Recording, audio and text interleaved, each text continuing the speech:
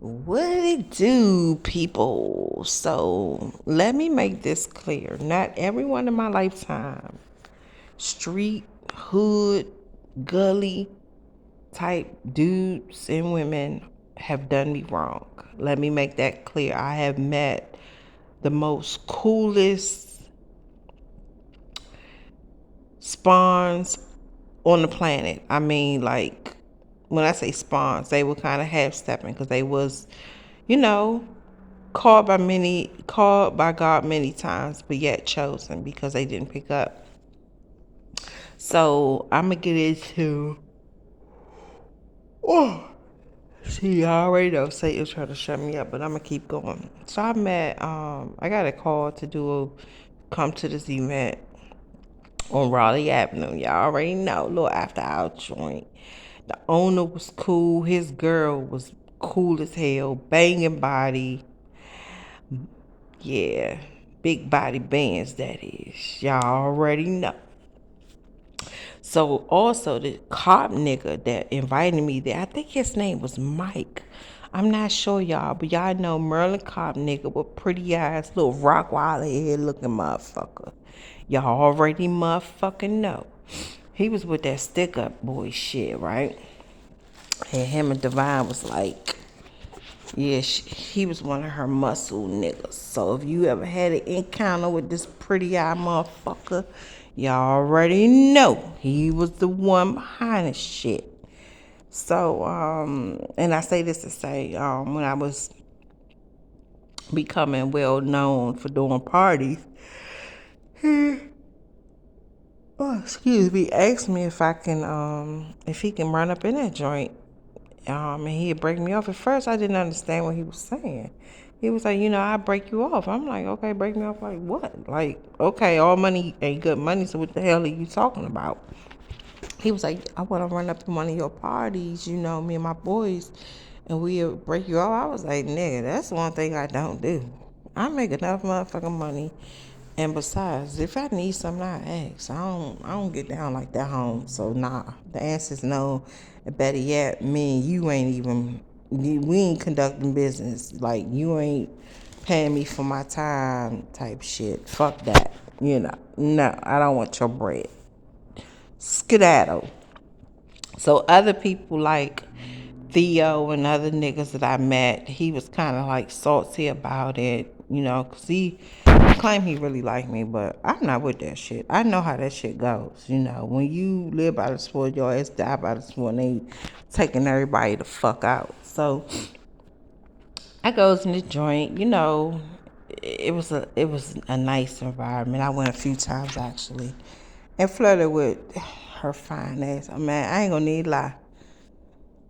I wanted to smash that joint. I wanted to tear her ass up, and the feelings was mutual. We both flirted and stuff like that. But I'm the type of motherfucker. I'm like, I want you and your nigga. Like, we gonna get nasty type shit, right? So she was like, well, no, I mean, that's my dude. And I was like, okay, I understand. But, I ain't gonna do nothing behind his or your back because, privately, like exclusively, because I do have morals and respect about myself, regardless of if I'm in business mode or not.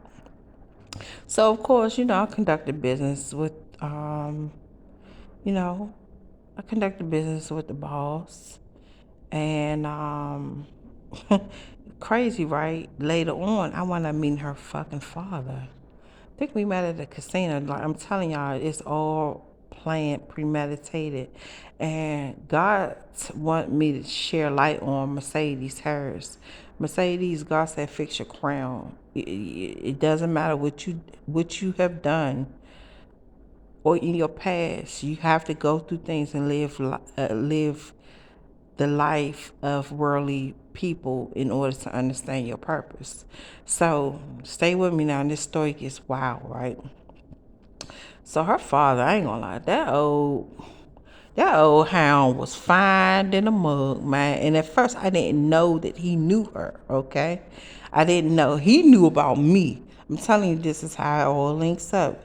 He was traveling to West Virginia, Connecticut, and all of that other crap. And he had a little caddy joint at the time. And when we start getting better acquainted and stuff like that, don't get me wrong. I actually love to hang out with cool people. If I want to give up my route, I'm going to give it up just off the strength of great conversation,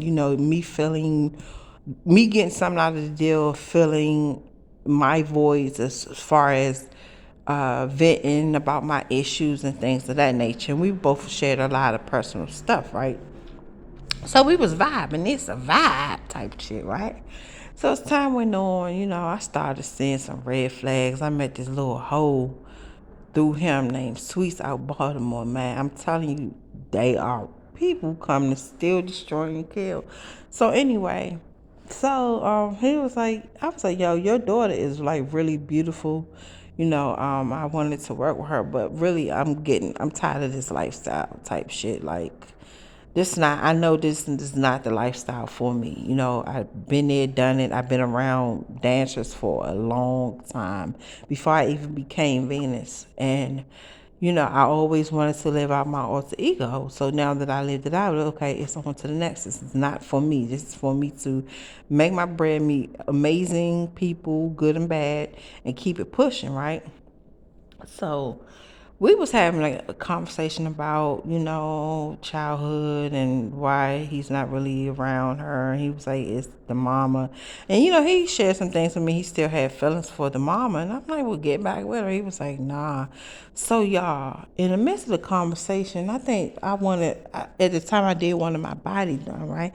He was like, oh, yeah, Mercedes, her body look good. Like, I was like, oh, yeah, your daughter cut up. Like, she will, wherever she went, I will see where she went, because I pay attention to bodies and stuff like that, proportions, how it's detailed and nice and round. So, y'all, this nigga started lusting after his daughter. Lusting. I can't remember that nigga name. He was lusting. He was like, yeah, her ass fat. I mean, she always had body. But, y'all, God just said, listen, baby, listen. Let him spill the beans. And I was on the other end, like clutching my invisible freaking pearls. If I had my Cuba links at the time, I would have been clutching the hell out the motherfuckers, okay? So, y'all, he was lusting after his daughter. And right then in that moment, I knew she was touched. Something happened to her in order for her to want to live that adult entertainment lifestyle. I'm telling you, it's okay to try different things, but most women and men go down the wrong path because they run it from generational bloodline childhood trauma curses.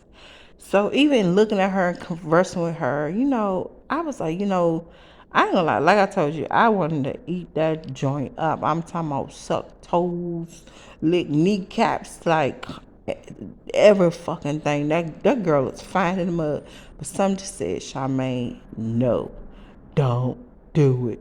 I got the warning sign. So again, I ain't care about, the lifestyle she lived, because as an entertainer, you get well known pretty rapidly, especially for your amazing skills. If you feel me, you really do. So, but I'm glad I didn't. But I wanted to say, and I've seen her recently, and seen Mercedes Benz cars lately, and that's why I'm bringing it up. But Mercedes, if you're listening, I'm sure you are. The word will travel, and y'all share this with her. God said, "Fix your crown, darling. It's time." And everything you went through, that was just your trailer, good and bad. And you had to endure painful situations. And the time is now, and then everyone is going to pay for what they did, because even your mama didn't help you, have your back. Mama was actually envious of you, honey. So, with that being said, baby, fix your crown, okay? Peace out.